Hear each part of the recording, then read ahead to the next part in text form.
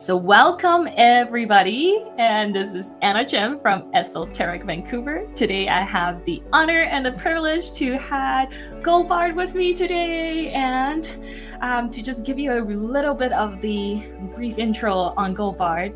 And GOLDbard uses the pronouns they, them, is a descendant from Celtic witches, and honors the wisdom of the song, art, and earth magics through their Chanting for Queer Joy workshops, queerly secret classes, and individual spiritual guidance. GOLDbard works towards building beautiful queer futures where we can all feel free and held.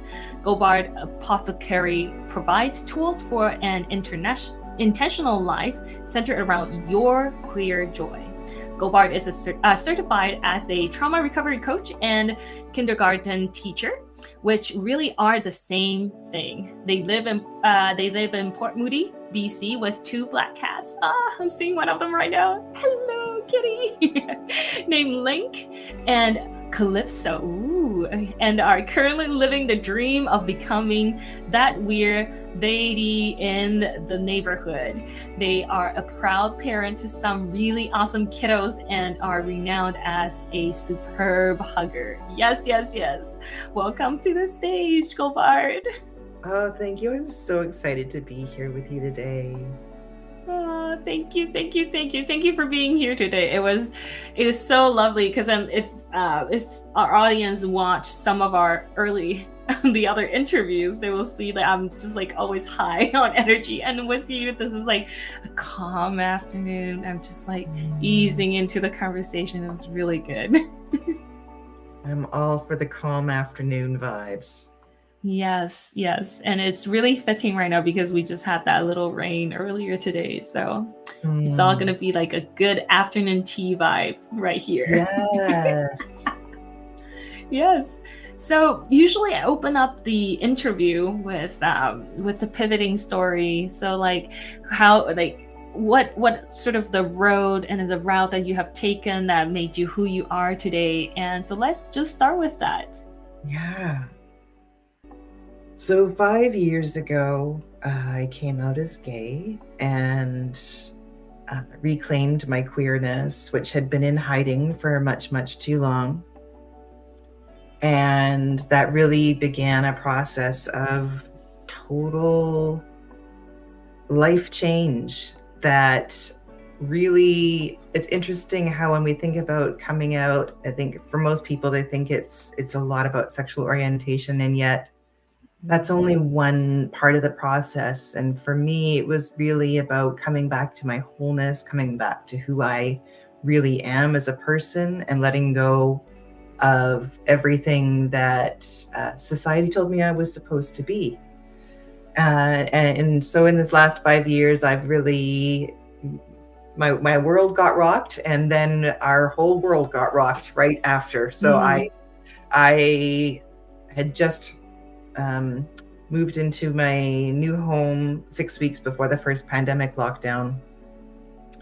And it was a very, very challenging time, and trying to figure out who I was and how many of my relationships I lost due to coming out, and how much due to the pandemic. And it shook my whole world, and and then it became a process of, okay, how do I rebuild my life in a way that is actually true to me?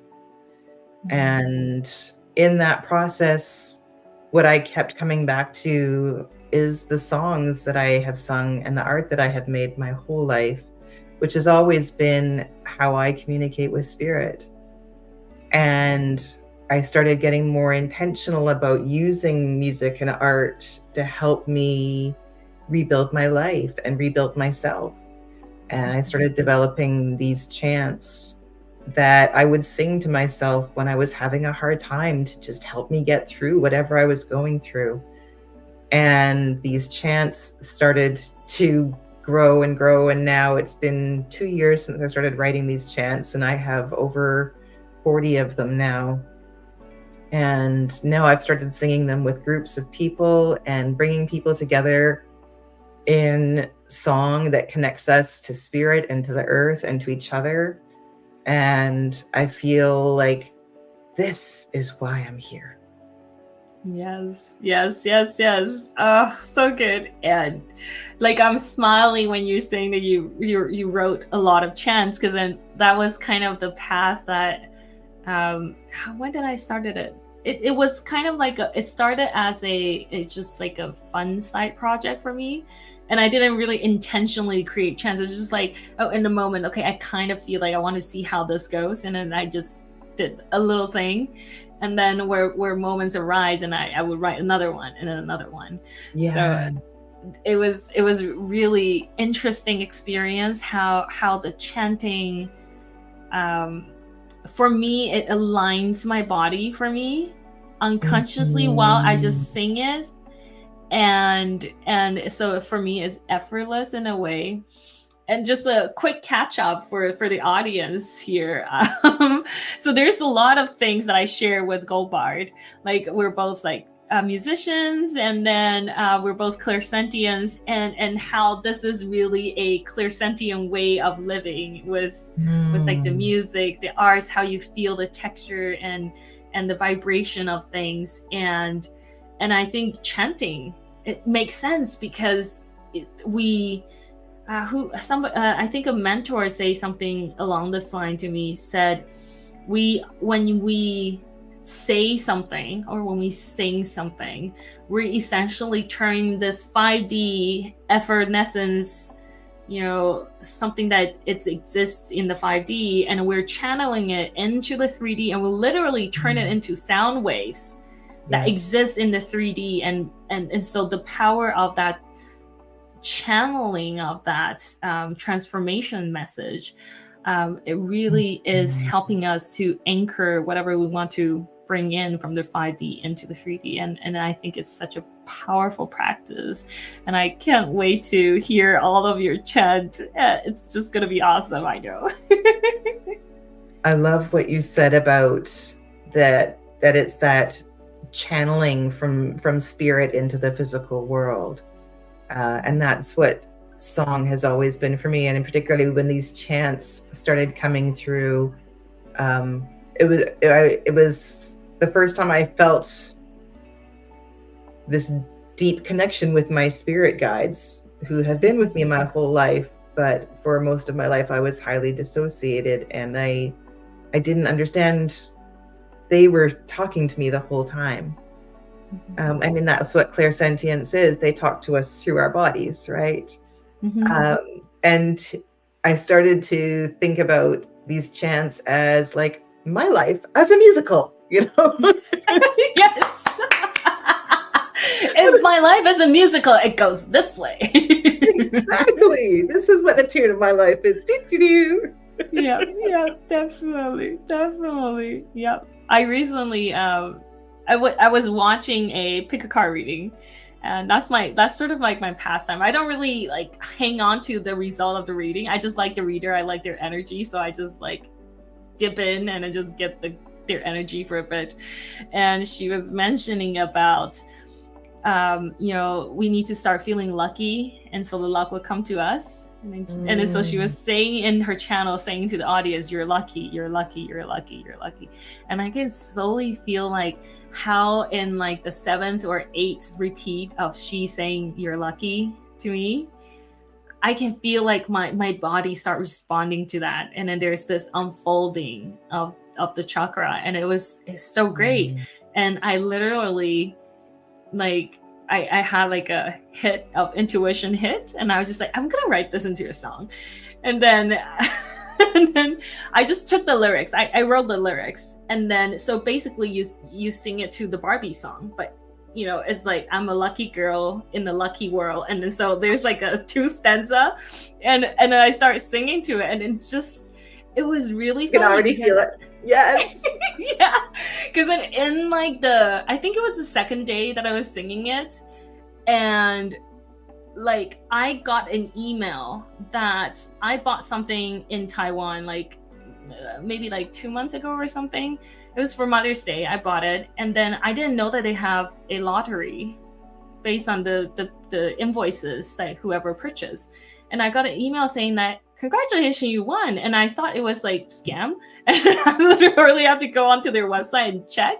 And no, I really won. They made, I think they had 6 prizes that they were giving away out of the how many thousands of invoices. And then I won one of it. I was just like, this is like, I feel so lucky because of the chant. Yes. You know, and I think about it now as if I am a computer getting a software upgrade. And every time one of these new chants comes through, I feel the shift inside my body. Yeah. So what's like the most recent one that you have created? Oh, I carry my home wherever I roam. Wherever I roam, I know my way home. I have been continuing to let go of layers of my old life. I actually just did a big run to the recycling depot today. It felt so good. Yes. And letting go of all of these trappings that I put around myself to make me feel safe, and recognizing that I carry inside of myself everything that I need to make home wherever I am. Yes. And I think it's a particular thing that I come across in my recent practice, and I'm seeing a lot more people are leaving, so they're unplugging from their roots, and then they're going somewhere else to work, to study, or whatever, and then they ended up, or because of their relationship, they ended up staying in somewhere else, and not feeling at home. It was like the biggest challenge that I'm seeing with these people. And also we mentioned about Starseed earlier in our backstage conversation. And then for Starseed, I think that was always a big, I remember, this must be like 4 or 5 year old. I remember one night looking up towards the night sky, and I can remember I was like crying. I was like, this is not my home. And I can feel in my body that this is not my home. And it was such a weird experience to know that at such a young age, that, and it actually morphed into something else funnier, that I ended up have to find home, right? Like you said, like it's the home is where you define and where you think home is. And then so I think that the lyrics that you just read for us was very fitting, and it's I bet it has a good song attached to it. It does. Would you like to hear it? Yes, please. Yes, please. I'm gonna do the sign that goes along with this too, so that you can see the sign. Yes. I carry my home wherever I roam. Wherever I roam, I know my way home. I know my way home. Oh, that's so powerful, because when you do I know my way home, it's more than just a gesture. We're literally teaching our body, because this is the we are touching the third eye. We are our higher self. Yeah, and then there's something about touching the third eye where it anchors us. Really interesting. And then so when you do, I was just like, I can feel it, and it's really good. Yeah. Having the physical actions also gives us another layer of embodying it inside of our physicality. And I love teaching people the sign, because I'm like, maybe you're in the middle of your day and you can't burst out into song in your office environment that you're in. Why not? So, if that's not possible, but you could just like do a little little sign to yourself, just a little moment for yourself. Yeah, yeah. I always like, I have friends who are not musical, and then they would ask me like, "Why do you always burst into songs?" And I was like, "Well, I don't know, blame Disney, I guess." First of all, the real question is, why don't you? Because we should all be doing this. We It's would like, all be so much happier and more Yeah. well-adjusted if we just sang whenever we felt like it. Yeah, definitely, definitely.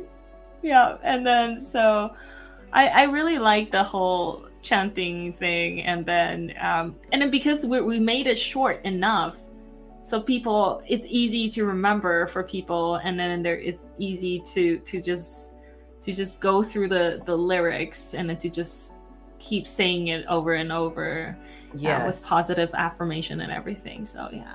When I started creating the chants, I started to think very intentionally about that, and they are all between 30 seconds and a minute long. For that reason, I wanted it to just be simple and something that you can just repeat, and that just one of my favorite things is hearing people tell me afterwards, they're like, for the whole rest of the day I was singing, I am a beacon of queer joy. And I'm just like, yes, Yes, I want that in yes. your head all day long. Yes, that's Yeah. the point. Yep. And that's why, like, I first heard this through a friend in my meetup, and then he just said, I just sing my I am mantra. And so that got me thinking about, oh, what do I want for my I am mantra? And then I ended up writing it out, and then I ended up singing it, a song to it. And then so yeah, I think I love that idea of each person creating their own I am mantra. That's beautiful. Yeah. And for us, it's actually easier because we know that, because it's always start with I am, right? And then so it's whether it's a three syllable, 2 syllable, 1 syllable, and then that just fit with your tune. So it's actually really easy to help them customize. Wow. Yeah. So there's like a tune that goes with mine, and then I think it was 8 mantra, 8 I am mantra. So you can really like download whatever you want in the words and just fit into the syllable, and then it'll work.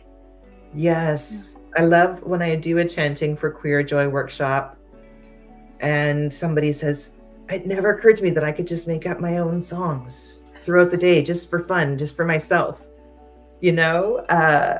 This is part of a bigger theme of my work, which is giving people that radical permission to write the stories of their lives. If you think about the soundtrack, and we all have a soundtrack of our lives, whether we thought about it or not, what do you want to put on your playlist? Yes. And this is the part where I always encourage people in my practice to ask them, like, based on whatever the topic they want to feel. Like, for example, I want to feel courage, I want to feel energetic, happy, whatever it is. And can they compile a playlist for themselves? And then just play them. Yes. It usually says play them in the morning, especially the first thing you wake up, because it will set your day for you. And then if it's the energetic one, avoid playing at night, because then you're gonna have a hard time falling asleep.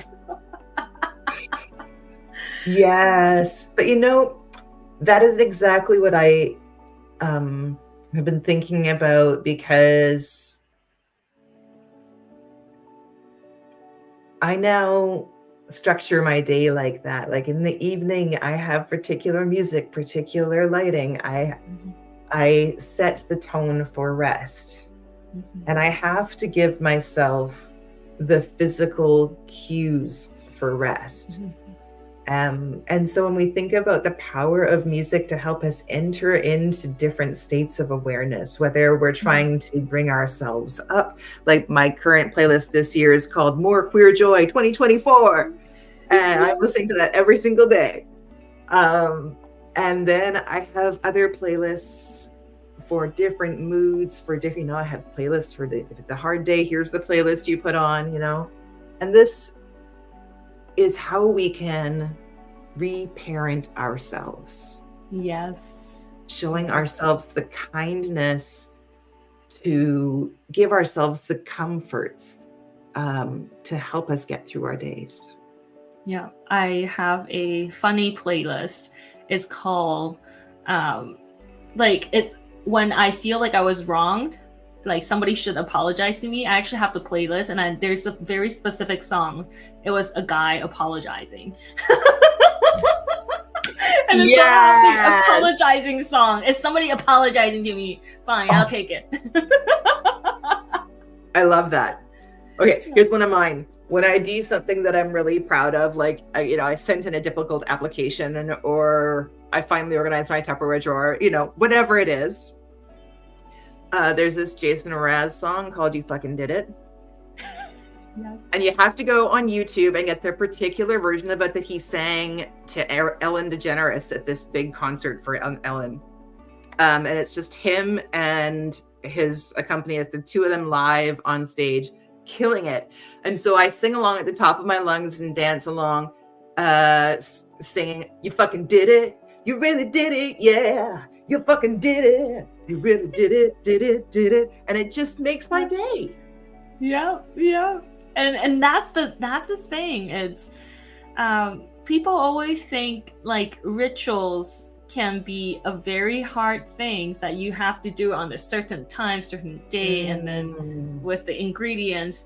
And going back to where we were talking, a while ago in the backstage, is like the chanting and also singing, singing, dancing, chanting, and then also that arts. Our prehistorical ancestors, when the I don't know how to say it in English, but those early humans, they have it in the cave time.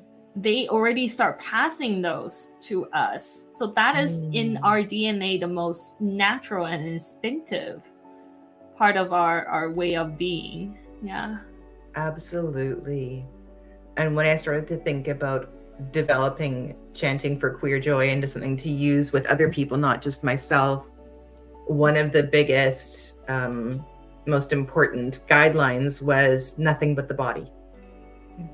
No outside instruments, no electronics. It has to be accessible to everyone at every moment of the day. We need these rituals to ground us in our days. And it has to be something where we don't have to feel like, and I love ritual, and I love the process of taking a whole day. I will spend a whole day setting up a ritual, and that's great. But we can't do that every day because we humans living in the world. So we got to have rituals that are meaningful to us. Like, one of the things I started to do was I started to keep this little kit in my car.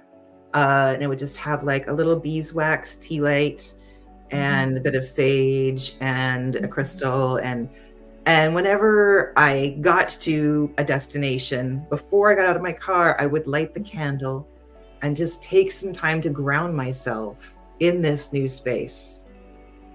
And that's such a simple little ritual. Like, we can build these things into our days. It doesn't have to be big and elaborate. Yes. It's whatever that works for you. And the fun part about it is finding that practice. Let it be played. Let it be playful. Yes. Because I sometimes hear people saying that, oh, but it's gonna take a long time. It's gonna be hard. It's da. And I said, well, like, the more you say that it's gonna take a long time, it's gonna be hard. Everything takes a long time and it's going to be hard, honey. It doesn't matter what you choose. As Liz Gilbert said, we all choose our shit sandwich. So just make sure that, you're doing the one that's right for you. Exactly. So having to say that, what's the type of people that typically will come to you and show up in your space that could really use your help and use all the wisdom, the fun, the joy, the chanting, the ritual kits? How what kind of people would benefit from that? So I am here for the queer and queeriest souls who are looking to live a more embodied life, who are ready to step more deeply into their authenticity, who are ready to embrace a new part of their identity, particularly those who are trans and genderqueer and who are taking on a new name in recognition of the bravery that they are choosing to be themselves in the world. And I love to support and celebrate those people coming into the world, because every single one of us who gets free helps someone else get free. Yes. And we had at the backstage, we had this conversation, and you mentioned something profound, and then I was like, okay, we have to say it again here. It's who those people are. People who know who they are, their soul knows who they are and who they're meant to be, and they're ready to let that come out. There is a point in an evolution where you know that you are no longer who you used to be. And when you are just about to step into this world feeling raw and new, and that is the time that I am here to help you move into this new way of being in the world. You know, when you were saying it, the first image that came into my mind was sometimes where if you go to like the insectarium, is that how you say it? Where they have a lot of butterflies. And sometimes the butterflies, when they're just about to come out of the cocoon, some of them doesn't quite make it. And then the people who are working, the staff, they will like very delicately give it them the littlest help so that they can on their own strength to come out of the cocoon. Because what ended up, if butterfly doesn't have that struggle, their wings cannot actually build the strength that they need. So they actually do need to struggle, not too much so to the point where they just get suffocated in the cocoon, but enough so that they can still exercise and build their strength and then coming out of the cocoon. And I think that you're the perfect person for that. I love that analogy. That is so beautiful. I am here to help you just open that cocoon a little bit more and to celebrate you when you come out of that cocoon and you show us your beautiful brilliance. Yes. The celebration is so vital in honoring who you are.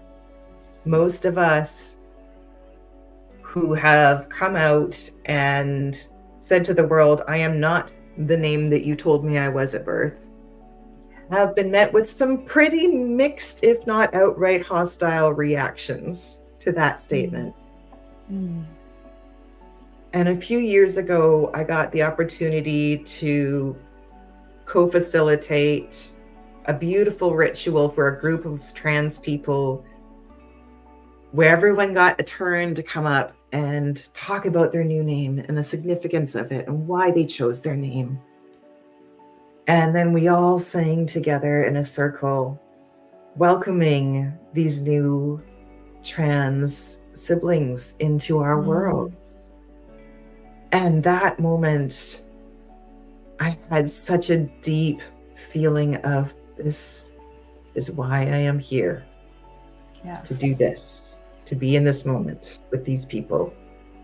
Yes. And we were talking about how name itself, the vibration of that name, it literally, it is a vibration signature. And because we share that clairsentient aspects to us, for me, when I say someone's name, their energy signatures come up right away. So for me, I always have a struggle. If someone did not look like their name, I have a lesser chance of remembering their face. And I would remember their gesture, how they speak, because that's an energy pattern to me. And I would however, if the name is not matching their person, I just have such a hard time matching it.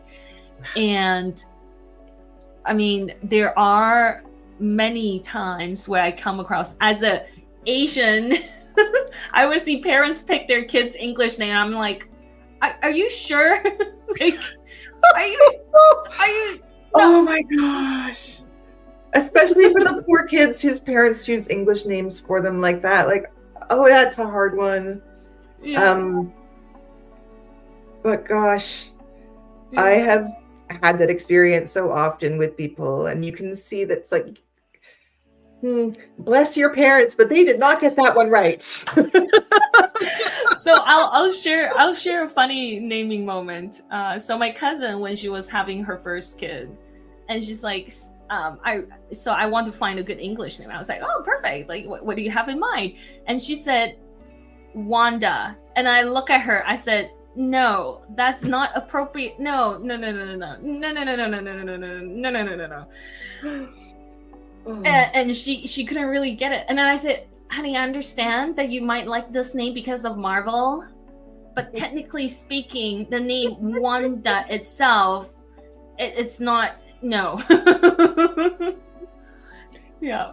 When I have 2 children, and I really started to think about names when I was naming them, and I did a lot of research into what each of the names meant, and what did I feel like the meaning was behind them when I combined the first and middle name. And that's when I started to really think about the significance of the names that we are given, and also the significances that we attached to our names. And sometimes letting go of an old name is not even so much about what other people had in mind, but what ideas you formed around the meaning of that name that maybe you need to let go of and move into a new understanding of who you are in the world. And so while we're on that topic, how did you choose your name? I had the great joy of, I was at work at the time. I was working as an arts education manager, and I was listening to a Zoom presentation by somebody who had written a book about art and community, and I'm like, this is my jam, art and community, yes. And then they introduced the speaker, and the speaker's last name was GOLDbard, and I heard that name and my whole body just lit up, and I was like, that's me, that's who I am. Yes. Just like that in a moment. It was beautiful. So that's how I found my name. Oh, so good. And I feel, go ahead. One thing about this changing of names that I would love, and part of my vision of a beautiful queer future, is that we all have permission to change our names at any point in our lives. And this is something that many Indigenous traditions have long traditions of people choosing different names at different phases to recognize that their role in their community is changing, and their way of being in the world is changing. And I would like to see, I don't care whether you identify as queer or not, but if you could give yourself the radical permission to say, I get to choose the name that I want to be called. That is freedom for everybody. Yes. Because even in Chinese, we have that practice long ago. Is that you will have a birth name, but depending on the era, sometimes the parents will give them nickname and call them by nickname only, because they're so worried that this kid is not going to come of age because of disease, hunger, whatever it is. And so they will call them by the nickname because the tradition was, if you were calling by a grassroots nickname, you're going to be like the grass, you're going to grow, it's going to be like a sturdy nickname. And then when they come of age in ancient Chinese, a lot of them will be given a new name that they will use it in formal settings. And those were the names that the usually the elder of the family will give them the new name, and then it'll encompassing all the wishes, the blessings that's coming from the elder. And then so this is like the formal name that if you go out, and so it's kind of like the middle name here tradition is like you go out and then you tell people your middle name, but your birth name, you only close friends and family can call you by your birth name, that kind of a thing. And then so that was the practice in Chinese. Yeah. And so many traditions around the world have that same pattern. And what it really speaks to is the power of a name. And you think about the number of fairy tales that center around whether you know someone's real name or not. And that's not a coincidence. Yeah. The power of your name and choosing who gets to call you by which name. Who you claim that for yourself, that is true power.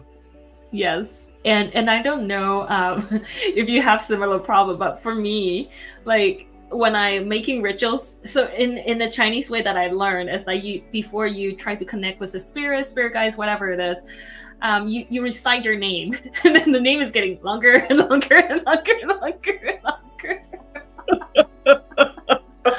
I feel like, down the road, I'm going to be like worse than like Polish or like Spanish people where like you have like not just your last name, your parents' last name, and you inherit your grandparents' name and and the name is just like getting longer and longer. Yeah. Yeah. So I definitely have that. Yeah. And I think this is the part where when your name is given, and I saw a news back then. Somebody chose to name their kid, like it's a girl, Facebook. And I was just like, bless your good soul. I don't know how this girl is gonna comment, how they're gonna grow up and it's just like, you gotta be kidding me, right? Like, so yeah, so I'm for sure that she'll have a renaming ceremony for sure.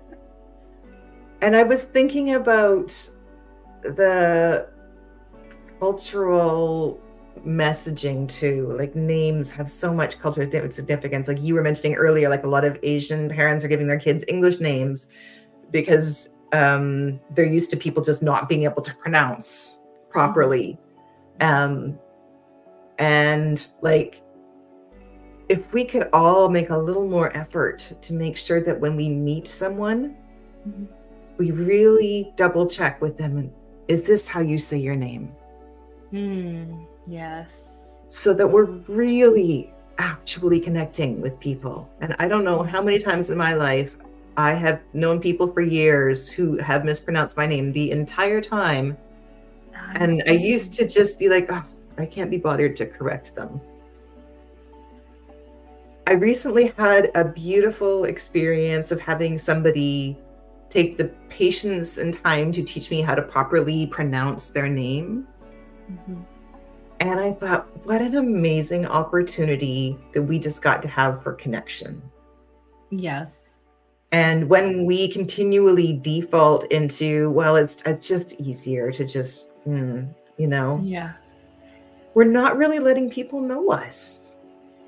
And I think it all comes back down to like, who do you recognize with in your soul? What is the name that you want to be referred to? Because then as an Asian, and a lot of people was like, well, you got to tell me your Chinese name. And I was like, it's like, even my parents don't call me that much by my Chinese, only when my mom's angry. So I'm kind of like, you're in trouble if you get the full name. That's it. And then and then also it was really funny. The Anna was given to me. However, I grew into like it become part of my identity, and then I really look like Anna. And so people were like, "So what does Anna supposed to look like?" I was like, "Disney did it really well." I remember like, can we go out build a snowman? And then I was like, that is the perfect Anna. If you ever wonder who like. What's Anna like? That is Anna. That is Anna. Yes. Yeah, and that's such a great point too, is how our names we can grow into them sometimes, even if that may you're not like at first, and then something changes, and it's about sitting with it. And I think for us as clairsentients, we feel in our bodies when it is the right thing or the wrong thing. And a large part of the work that I'm here to do is to help teach people how to feel inside their bodies when things are right or wrong. Yes. And claiming a name that feels good to you means first you have to know what feels good and what feels bad. Yes, I totally agree, because we're in a world that has most of our pre-adulthood education being a left brain education, and we don't have enough the right brain education. And this is where we come in as part of that clairsentient mission, is to get people to get in touch with their body, to feel their body, to really not just about sensation, but also about the food, the touch, the hearing, how everything just relates to your physical body, your emotional body, and your spiritual body. And I think that's part of what I think clairsentients are here, and how we can teach the world in a very different way than the other clairs. Yes, it's about a really different way of not just looking at the world, but of being in the world. And in order to get there, you have to unlearn every message that you have been told in your life that tells you that your comfort, your enjoyment, your pleasure don't matter. Yeah. And these are messages that colonialism has taught us. And I work with people to help them remember your joy matters. It is not an insignificant thing to prioritize your joy in your own life. Or as I sang the other day, it's okay to take up space. It's my own fucking life. Yes. Because it is. Yeah. And then with joy, it's kind of like joy, love, happiness. Like we have a general universal reaction to those words.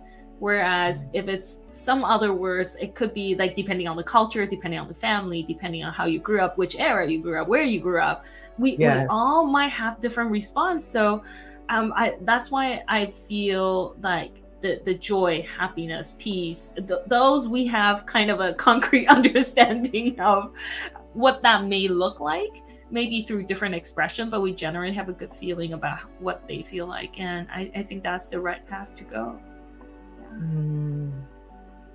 There is this Mary Oliver quote that is a guiding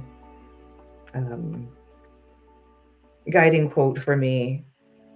Let the soft animal of your body love what it loves. And how radical and revolutionary a thing that is, in the face of all of the expectations of confirmation, expectations to conform that we have placed on us from all angles, to say, I am going to let the soft animal of my body love what it loves. And that is how we come home to ourselves. Yes. Love, joy, happiness will always bring us home. So on that note, what would the audience find when they come visiting you at the booth on our fair? Yes, I'm very excited for our day at Esoteric Vancouver. First of all, I'm going to be creating the most gorgeous little lounge inside my tent for people to come and visit me. And we will have oracle readings. We will have some beautiful altar to go tins for people so they can take a little bit of spirit with them. I have some coloring sticker meditation wheels, which are really fun to help people choose a message of intention that they want to focus on. And then you write it into the meditation wheel, color it in, and you stick it where you can see it, and you'll remember to focus on that. So those are some of the fun things that I'll have there. Oh, so good. Okay, I'm sure that people will benefit so much by visiting your tent, for sure. Definitely going to be a fun time. Yes, it's all about fun. If it's not fun, it's not worth doing. Yes, all for the fun. All for the fun. Okay, cool. And so before we say goodbye to the audience here, do you have any last sort of parting wisdom that you would like to share with the audience? I just want to say, do something fun today. Do something fun and silly that is just for you. And see how that transforms not just you, but everybody around you. Yes. That is the real magic right there. Yes. Okay. Do some fun things in this moment and see how it would change you for the people around you. And on that note, what are some of the things that you're going to do next after this interview?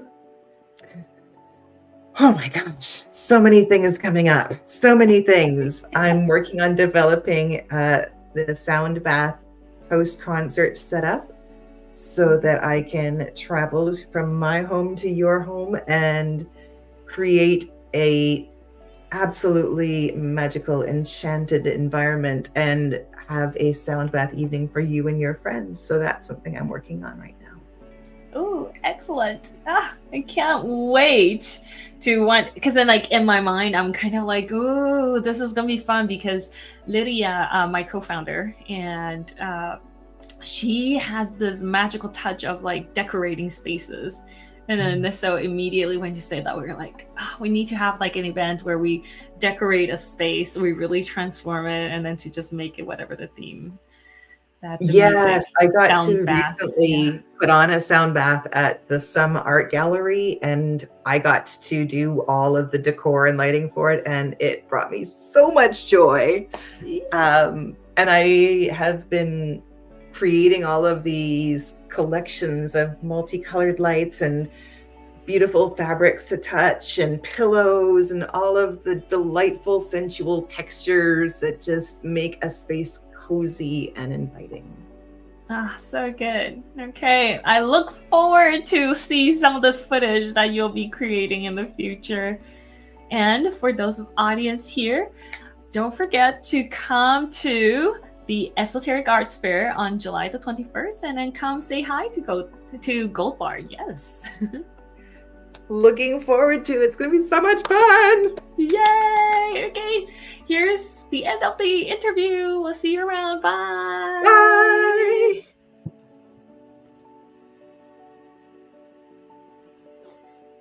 And